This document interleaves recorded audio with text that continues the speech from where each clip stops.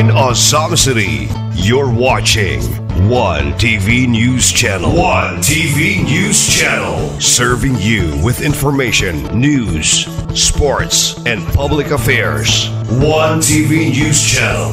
One TV News Channel. Serving you with love. Ang telebisyong pangmasa. One TV News Channel. One TV News Channel.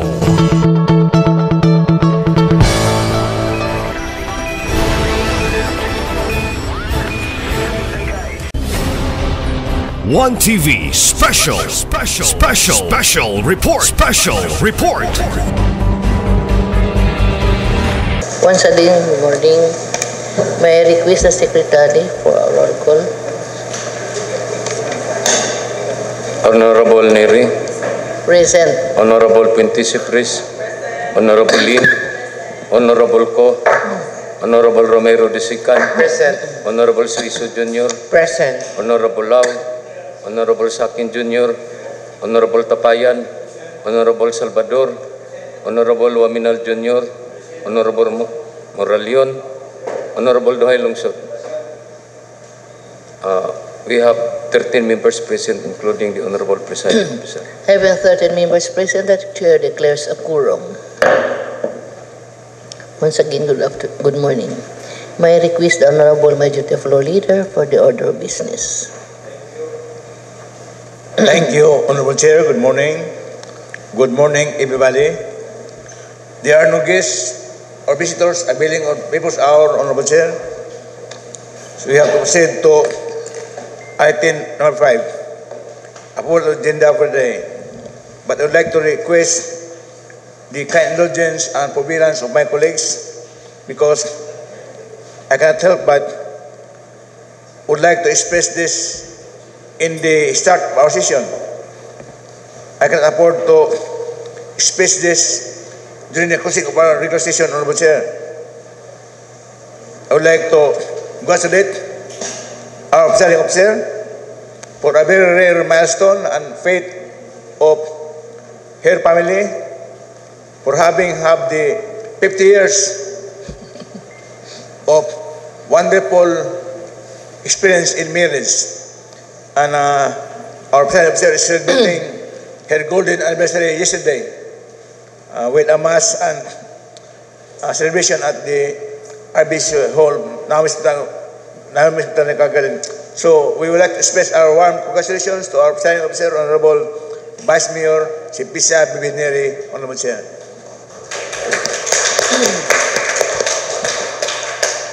Thank you for that kind appreciation. Yes, we have to thank the Lord, kami ni Sunny, si George Neri III, and our family. Would like also to extend our warm kaning pasalamat for your presence last night.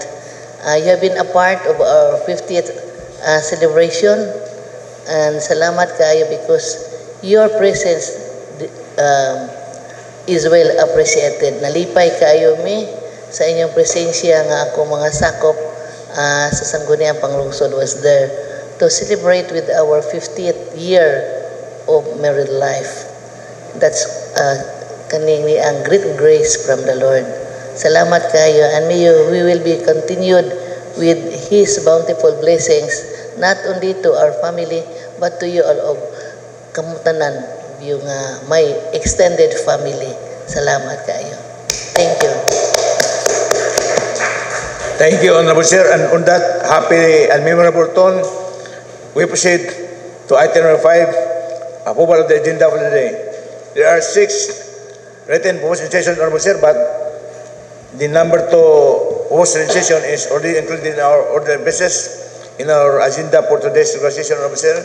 So there are only 5 proposed legislations which I would like to enumerate. First, a resolution approving the schedule of activities for the free, prior, and informed consent consisting of posting and serving of notices, first community assembly, second community assembly, consists building and decision making, memorandum of agreement, negotiation, adopting, and the MOA signing by the National Commission on Indigenous Peoples in Asami City.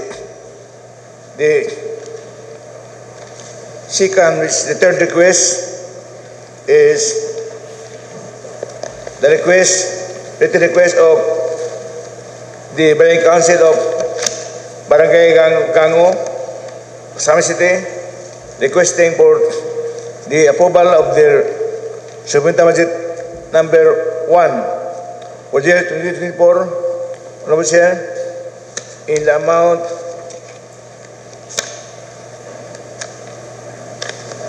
a total amount of 305,000, Honorable Chair.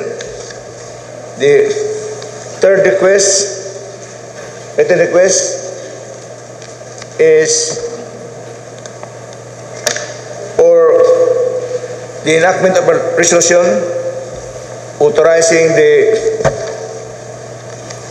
local executive to enter into a contract for the rehabilitation improvement of Heroes Park located at Barangay Baybay Trenpo, Samar City, funded by the Trust Fund,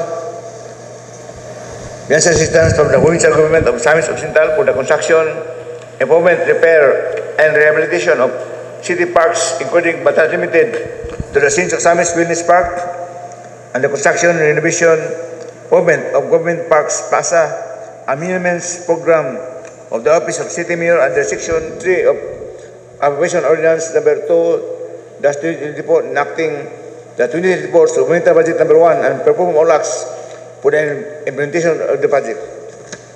The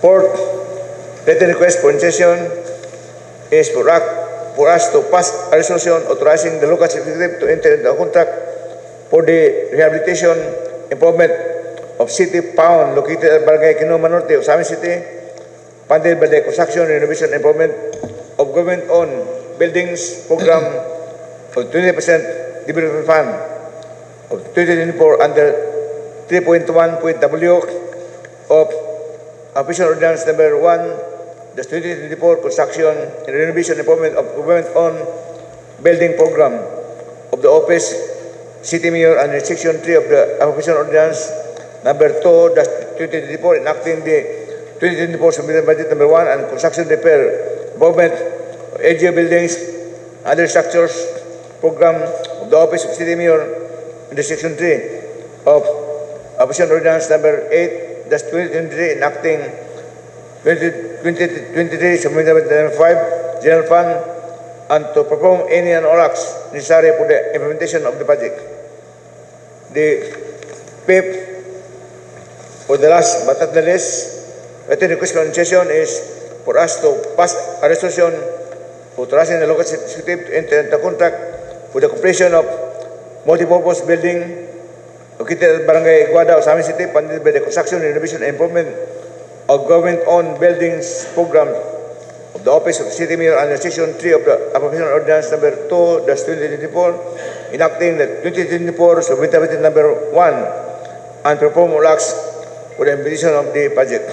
Honorable Sir, with this 5 proposed sessions, I move to approve the agenda for the day on joint motion. Honorable Sir. 6, still 6 resolution. We still have 6 resolution. 5 because the second is already in our order of business. Okay. There is a motion from the Honorable Majority Floor Leader for the approval of our agenda for today with 5 inclusions as being presented. Motion approved. Thank you, Honorable Chair. There are no minutes attached to our order of business.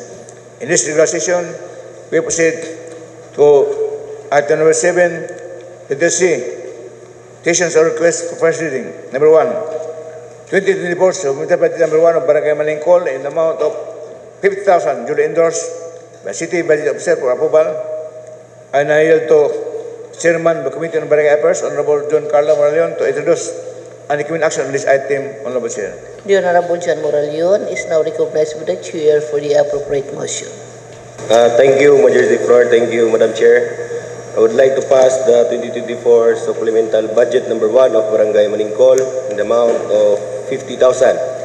Passing for first reading with reservation, Madam Chair. For first reading with reservation. Motion approved. Thank you, Madam Chair. Considering the urgency of the said supplemental budget of Barangay Maningkol, I would like to pass for second and final reading waiving the internal rules. Due to the urgency of this request resolution, the Honorable Moralion is passing this request on the second and final reading waiving the internal rules. This 2024 supplemental budget number 01 of Barangay Maningkol in the amount of 50,000. Is there any comment? Remarks? Hearing none, motion approved on the second and final reading, waiving the internal rules.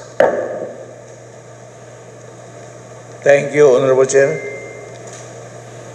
Item number 2, letter dated August 9, 2024, from the City Mayor requesting for the approval of the following activities: repair and maintenance of passenger terminal building, repair and maintenance of airport machineries, repair and maintenance of air conditioning units, repair and maintenance of office equipment, vegetation control, repair and repainting of runway and aircraft movement area markers and markings, repair and maintenance of fire trucks, repair and maintenance of airport tools, instrument and equipment, construction and provision of concrete base and pedestal for the mounting and installation of vertical outdoor motor siren, procurement and installation of vertical outdoor motor siren, procurement of generator set for new power plant,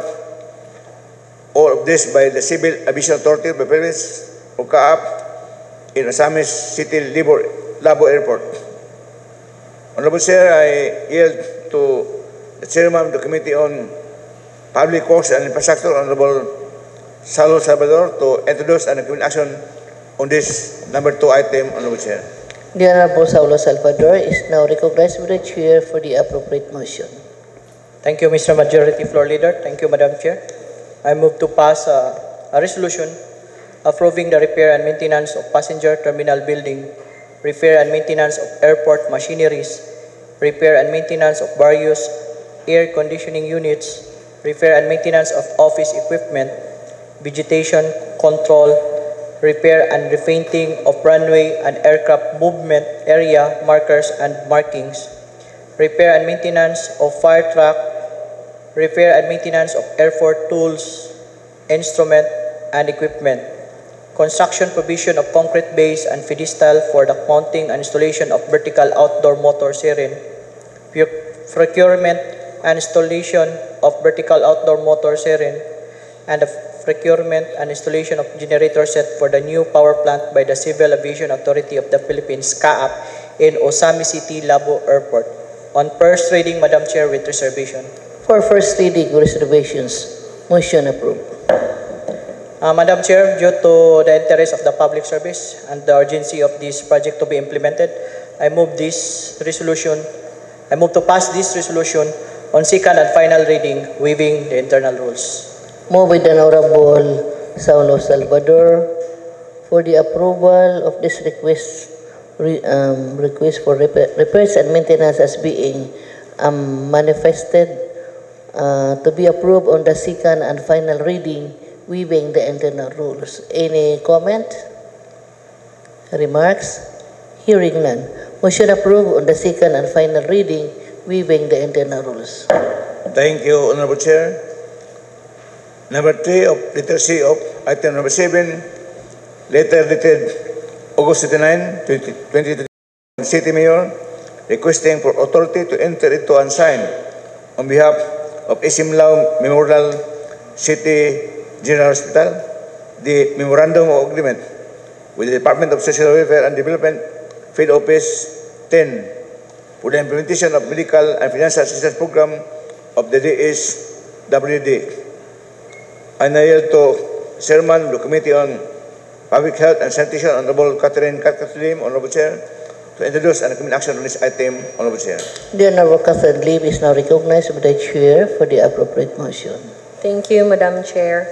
I would like to pass a resolution and joint motion authorizing our city mayor, Mayor Attorney Henry F. Waminal Jr. to enter into and sign on behalf of SM Lao Memorial City General Hospital the Memorandum of Agreement with the Department of Social Welfare and Development, Field Office 10 for the implementation of medical and financial assistance programs of the DSWD for first reading with reservation.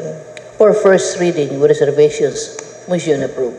Thank you, Madam Chair. Due to its urgency and public interest, I would like to pass this for second and final reading, waiving the internal rules. Due to the urgency of this request resolution, the Honorable City Mayor, the Honorable Catherine Lim is passing this request on the second and final reading, waiving the internal rules. Any comment, remarks? Hearing none, motion approved on the second and final reading, waiving the internal rules. Thank you, Honorable Chair. Either the message communications, there are no items, Honorable Chair. There are also no pending items on my table under item number 8, committee report submitted. Hence, we proceed to item number 9. Please go directly to letter C, assigned business, whereby we have 5 appointments, Honorable Chair. And may I start with the first appointment, a resolution approving the schedule of activities for free, prior, and informed consent, consisting of posting and serving of notices. First, community assembly. Second, community assembly. Consensus building and decision-making. Meeting. Memorandum of agreement, negotiation and drafting, and the MOA signing by the National Commission on Indigenous Peoples, or NCIP, in Osamin City, with the expiry of the term of our IPMR, Honorable Bation, our chairman of the Committee on Indigenous Peoples, is the co-chairman, Honorable Dinky Siso. So I now yield to Honorable Siso to introduce and recommend action on this item, Honorable Chair. The Honorable Dinky Siso is now recognized by the Chair for the appropriate motion. Thank you very much, Madam Chair and the Honorable Majority Floor Leader. This representation would like to pass a resolution approving the schedule of activities for free, prior, and informed consent, or the FPIC, consisting of posting and serving of notices. First, community assembly. Second, community assembly. Consensus building and decision meeting. Memorandum of agreement, negotiation and drafting, and the MOA signing by the National Commission on Indigenous Peoples in Osamin City on first reading with reservation. Move for first reading with reservation. Motion approved. Thank you very much, Madam Chair. On this premise, I would like to pass this resolution, considering that these are the stages before a private individual could operate in the properties of ancestral domains. These stages are needed. And with that, I would like to pass the said resolution on third and final reading, waiving the internal rules of joint motion. Due to the urgency of this request resolution, the Honorable Suiso is passing this on the second and final reading, waiving the internal rules. Is there any comment, remarks? Hearing none. Motion approved on the second and final reading, waiving the internal rules. Thank you, Honorable Chair. The second appropriation is the request of the Barangay Council of Barangay Gango for the approval of the Supplemental Budget number 1 for the year 2024 in a total amount of 400,000, duly endorsed by the City Officer for approval, and I yield to Chairman of the Committee on Barangay Affairs, Honorable John Carlo Moraleon, to introduce and recommend action on this item, Honorable Chair. The Honorable John Carlo Moraleon. The Honorable John Carlo is now recognized by the Chair for the appropriate motion. Thank you, Majority Floor. Thank you, Madam Chair. I would like to pass the 2024 Supplemental Budget number 1 of Barangay Gango, the amount of 400,000. Passing for first reading with reservation, Madam Chair. For first reading with reservations, motion approved. Thank you, Madam Chair. Considering the urgency of the said supplemental budget of Barangay Gango, I would like to pass for second and final reading waiving the internal rules.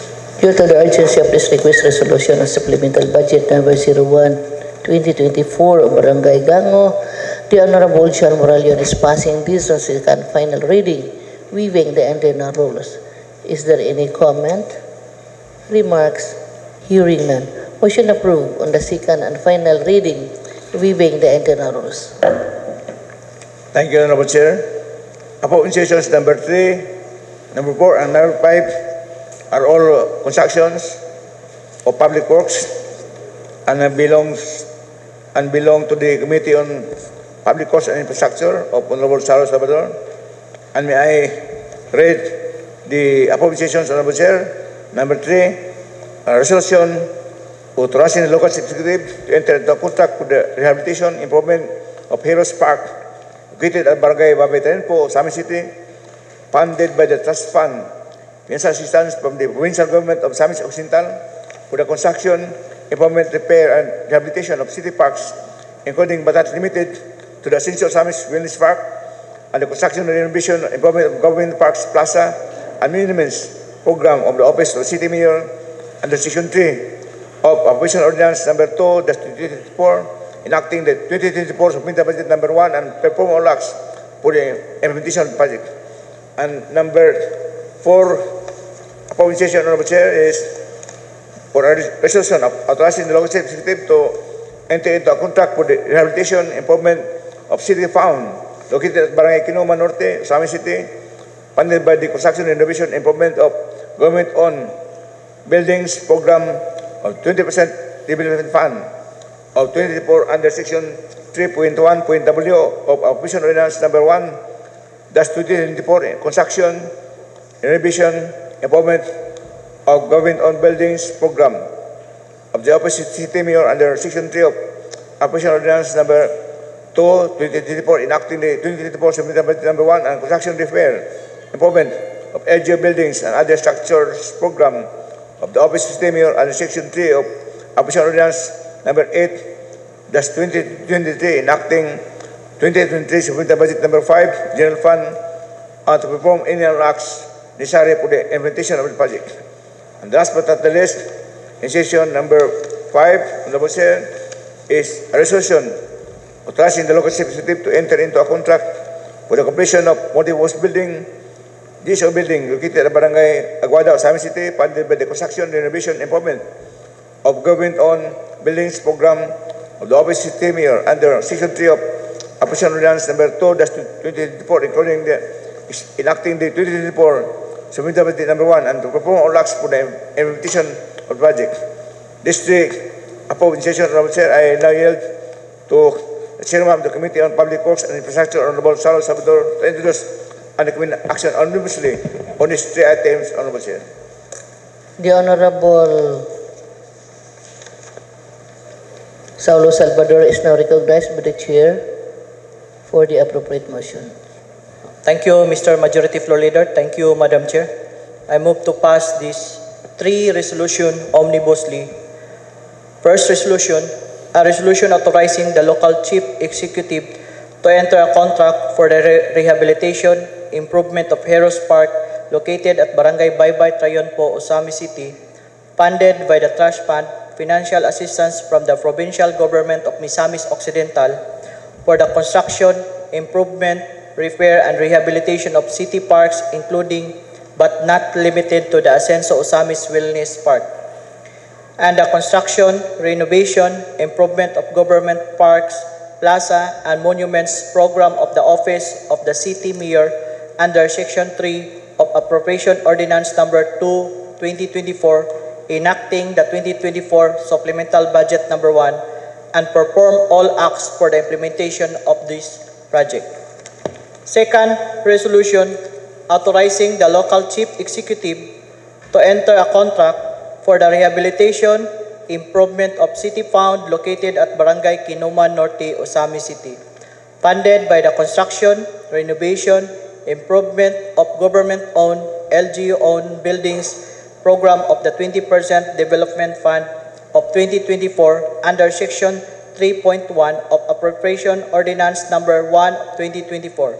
Construction, renovation, improvement of government-owned buildings program of the Office of the City Mayor under Section 3 of Appropriation Ordinance Number 2, 2024, enacting the 2024 Supplemental Budget Number 1 and construction, repair, improvement of LGU buildings and other structure program of the Office of the City Mayor under Section 3 of the Appropriation Ordinance Number 8 of 2023, enacting the 2023 Supplemental Budget Number 5 General Fund and perform any and all acts necessary for the implementation of the project. The third resolution, a resolution authorizing the local chief executive to enter into contract for the completion of multi-purpose building located at Barangay Aguada, Osamis City, funded by the construction, renovation, improvement of government-owned buildings program of the Office of the City Mayor under Section 3 of Appropriation Ordinance Number 2, 2024, enacting the 2024 Supplemental Budget Number 1 and to perform all acts for the implementation of the project. Madam Chair, I move to pass these three resolutions omnibulously on first reading with reservation. There's a motion from Honorable Saulo Salvador to pass this three request resolution for first reading with reservations. Motion approved. Madam Chair, due to its urgency of this project to be implemented and for the interest of the people of Osamis, I move to pass these three resolutions omnibulously on second and final reading. Due to the urgency of this request Thank you, resolution, the Honorable Saulo Salvador is passing this on the second and final reading, waiving the internal rules. Is there any comment, remarks? Hearing none, motion approved on the second and final reading, waiving the internal rules. Thank you, Honorable Chair. There are no pending items on my table. And item number 10, basis for third reading. Hence, at this juncture, Honorable Chair, may I have the pleasure and privilege to hear on PCL matters from Honorable Ding Siso, Honorable Chair. For PCL matters, the Honorable Suizo is now recognized by the Chair for her PCL. PCL matters. Thank you very much, Madam Chair.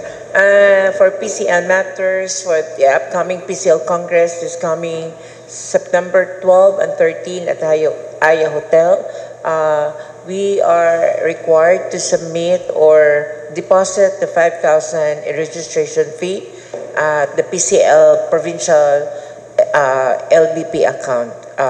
We will be collecting it to your office so that we could have our early registration of 5,000 pesos. That would be on September.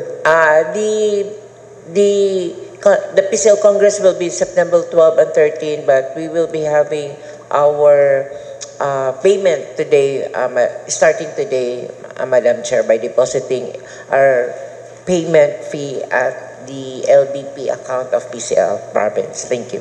Okay. Thank you, Honorable Suizo, for your information. I hope that is noted by the all members of this august body. Thank you. Noted by the Chair. Thank you, Honorable Chair. At this point of time, may we have the privilege and pleasure to hear on SK matters from Honorable John Pil, the Indon Dilonson, Honorable Chair. The Honorable Duhay Lungsod is now recognized by the Chair for some SK matters. Thank you, Majority Floor Leader and Madam Chair. The SK Federation of Osamis, Madam Chair, would like to extend our gratitude to our Asenso Osamis administration, spearheaded by Mayor Indy Waminal, for the unwavering support that he given to the Federation regarding our successful event. The Coastal Cleanup Drive last August 26 and the Job Fair last August 30 at the City Gym, and lastly the drama contest which is participated by 5 schools, to mention the La Salle University, Misamis University, Oxat, City High and Medina College, Madam Chair. And also, we would like to extend our gratitude to the respective schools nga participate gid sila, Madam Chair. Bisan tuod 2 weeks lang ang preparation sa drama contest, Madam Chair. And also to our mayor and the members of the Sanggunian headed by Vice Mayor Simplicio Bebenare. Thank you so much, Madam Chair, for the supports nga inyong gihatag always sa federation. And also, Madam Chair, in connection with the celebration ng Linggo ng Kabataan, the SK Federation of Misamis Occidental holds various activities regarding the celebration, in line sa celebration. And last August 31 at 8 a.m., we have mga SK officials nga gipadala sa province to participate also sa gipahigayon nga Linggo ng Kabataan sa August 31. Dunay larong lahi nga gipahigayon ang probinsya spearheaded by Board Member Clara Villanueva. And pagka September 1 gahapon, Madam Chair, dunay gipahigayon nga poster making contest. And nagpadala tag representative from Ozamis in the person of Jeremiah Angelo Llanos. And sad to say kay wala siya na-appeal sa top 5, but it's okay kay iyang gihimo ang iyahang best to represent the city of Ozamis. And today, Madam Chair, dunay gipahigayon usab nga oratorical contest in line sa gihapon sa Linggo ng Kabataan. And nagpadala gihapon og representative dito in the person of katumindaog sa oratorical last time atong gipahigayon diri, Madam Chair, kato si Bordon atong gipadala karon dito, and ongoing karon ang oratorical contest. And also we would like to extend to the DepEd for supporting sa atuang representative nga gipadala dito. Thank you, Madam Chair. Okay, thank you so much, Honorable Duhay Longson. Congratulations for that series of activities in observance of the Linggo ng mga Kabataan. So, thank you, Honorable Duhay Longson. More power to the Kabataan in Ozamis City. Noted by the Chair. Thank you, Honorable Chair. At this juncture, may we have the pleasure and privilege to hear on ABC Matters from Honorable John Carlo Moralion, Honorable Chair. Honorable Giancarlo Moralion is now recognized by the Chair for some ABC Matters. Thank you, Madam Chair. As of now, none, Madam Chair. Okay, noted. At this point of time, we have the pleasure and privilege to hear on matters concerning the indigenous people from Honorable Honorable Lucky, I'm sorry for the joke. Honorable Dinky Suiso, Honorable Chair. The Honorable Dinky Suiso is now recognized by the Chair for some matters concerning the indigenous people. Thank you very much, Madam Chair.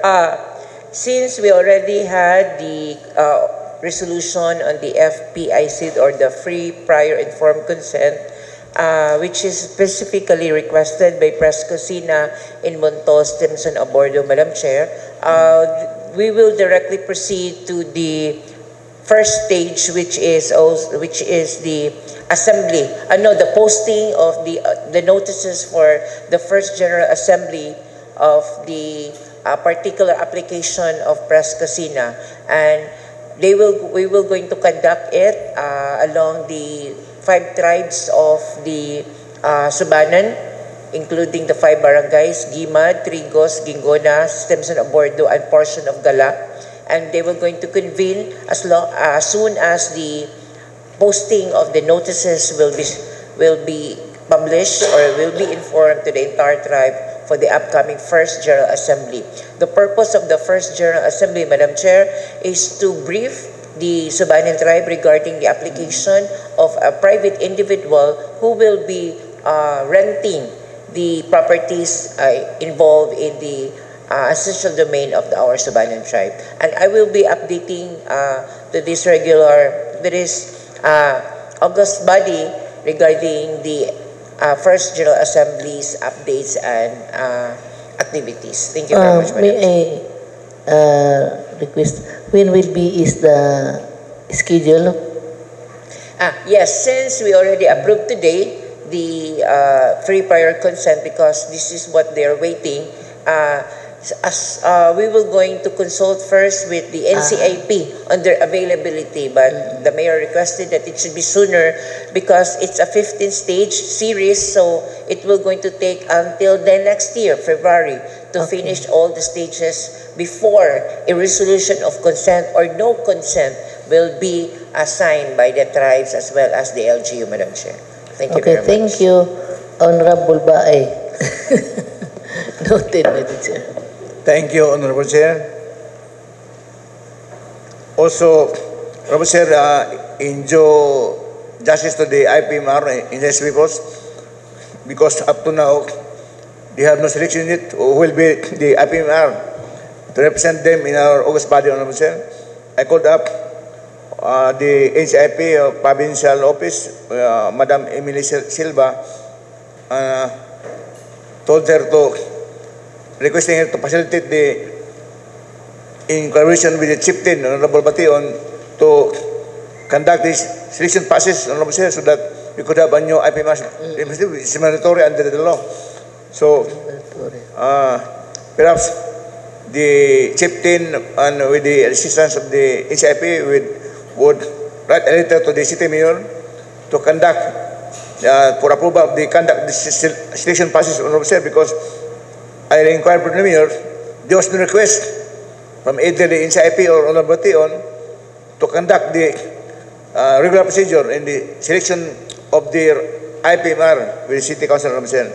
So that not to deprive the IPs of their jury, of their representative, they have to conduct as early as possible the selection process, Honorable Chair. Okay.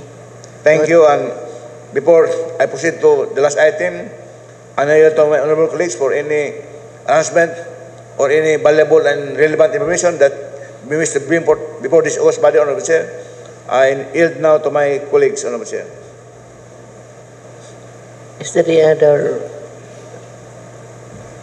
matters to be considered? I guess there is none. We invite you to the launching of the Justice Zone for Sami City tomorrow. It's a tri-city launching which includes Cagayan de Oro, Iligan, and Sami City to start at 8 o'clock in the morning up to noontime at the Grand Pavilion beside at the back of the restaurant Isla Grill tomorrow, September 2, 2024. And we have an invitation for all members of this host body, Honorable Chair. Our attire is daytime Filipiniana for women and long sleeve barong for men. I am not very familiar with daytime Filipiniana because there is perhaps a nighttime Filipiniana, which is a gown. So I think my colleagues, my beautiful colleagues in City Council already understand what is daytime Filipiniana. May we have the floor to negotiation, Honorable Chair? Honorable Suiso? Yes. Yes, Honorable Suiso, you are now recognized by the Chair for Thank more you very information. much, Madam Chair. To our Majority Floor Leader, I have already received some of the requests of our colleagues regarding the upcoming launching of the Justice Zone tomorrow. If it's okay that we could also wear na lang short barong instead of long barong. Okay, para comfortable. No. Short sleeve barong. The attire being relayed to us from the Justice Zone officers is long sleeve barong. I have no authority to modify the attire. It's long sleeve barong for men and daytime Filipiniana for the women. Because it's really a big event because in the whole Philippines, there are many cities, more than 146 cities. But 3 cities. Sami City is chosen as the 14th city to launch a Justice Zone. No? Sa Mindanao, there are only 2 Justice Zones. Davao and Soga City. And tomorrow, another 3 will be launched. Kaya hindi oro, Osamis and Iligan. And we are the portent justice zone in all cities in the whole Philippines, Honorable Chair. Because of we qualified in the criteria of the selection by the Supreme Court office, Honorable Chair, to become a justice zone which deals primarily with abuse of children, OSAC, abuse against children and women, Honorable Chair. So we urge everybody to come tomorrow at the Grand Pavilion at 8 o'clock in the morning, Honorable Chair. Thank you, Honorable Majority Floor Leader. So this chair would like to request the honorable members of this august body to please take note and let us please participate on this very important activity, considering that Osamis City has been chosen as one of Tri-City for the launching of this justice zone in Osamis City, as being presented by the Honorable Majority Floor Leader. That would be held at the Grand Pavilion. So, Honorable Chair, I think the mayor is inviting us tonight for a dinner sa Season Hall. Tonight? Dinner seasonal for all members of the Justice Zone, members and officers, including us, Honorable Chair. Okay, please take note that there will be a dinner tonight. The venue is here at the Session Hall. Yes, Honorable Chair, Session Hall. Kindly take note on that. That's the opening activity. I will post in our group chat para later on. Thank you, Honorable Majority Floor Leader. If there are no more information or important announcement from my colleagues, Honorable Chair, I am now inclined to proceed with my most unpleasant task. I move to adjourn the regular session, Honorable Chair. Session is adjourned.